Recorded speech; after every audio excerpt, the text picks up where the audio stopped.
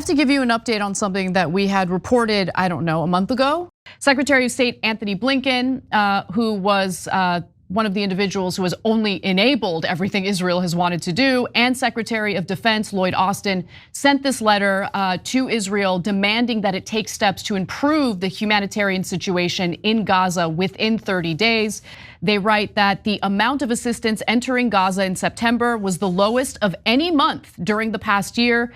To reverse the downward humanitarian trajectory as consistent with its assurances to us, Israel must, starting now, and within 30 days, act on the following concrete measures. But I also want to note that while September was one of the months that had on record the lowest humanitarian aid entering the Gaza Strip, beginning this month, October, Israel has completely blocked humanitarian aid from entering the Gaza Strip. The update's important because it had to do with certain terms that the Biden administration had implemented on Israel in regard to humanitarian aid being let into Gaza. So Barak Ravid has updated us on that condition, and Israel had 30 days to meet that condition. Turns out Secretary of State Antony Blinken, who's actually running the White House, let's be clear about that, has decided that there will be no change for how to militarily, no change for now to military assistance to Israel following the deadline the US gave Israel regarding the humanitarian situation in Gaza, and that expires today, two US officials said. The official said Israel has taken important steps to address the US concerns regarding humanitarian situation in Gaza and stressed the US wants to see more steps in the coming days. In other words, Israel didn't meet the conditions that were set by the Biden administration, but there will be no consequences for Israel, because if you ever thought that there would be by the Biden administration, you were the most naive person on the planet.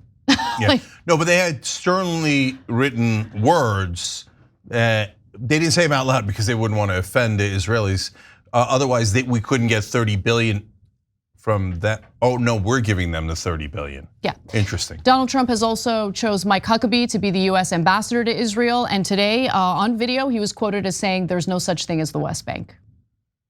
Oh yeah, that's it. That's it. They're gonna annex the West Bank. I don't know what the Arab world's gonna do, but that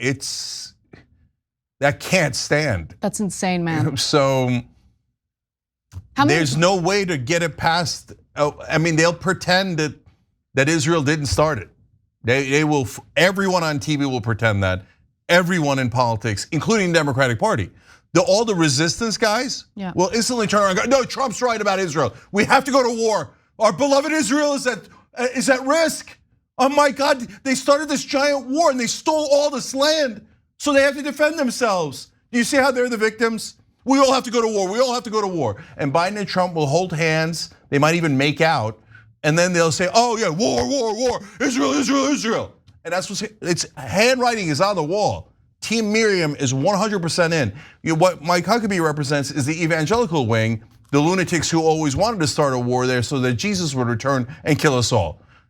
Like, that's not my interpretation of the Bible. That's their interpretation of the Bible. They see a bloody slaughter where Jesus kills almost everyone in the world. And the way to bring that to fruition is start a terrible war that leads to Armageddon in the Middle East from the anti-war party. There are no parties in America. There's a uniparty and it works for the donors. And in this case, since the donors from Israel, the donors from the military industrial complex and the oil companies and the bankers who speculate on them are all going to get spectacularly wealthy, you're going to war whether you like it or not.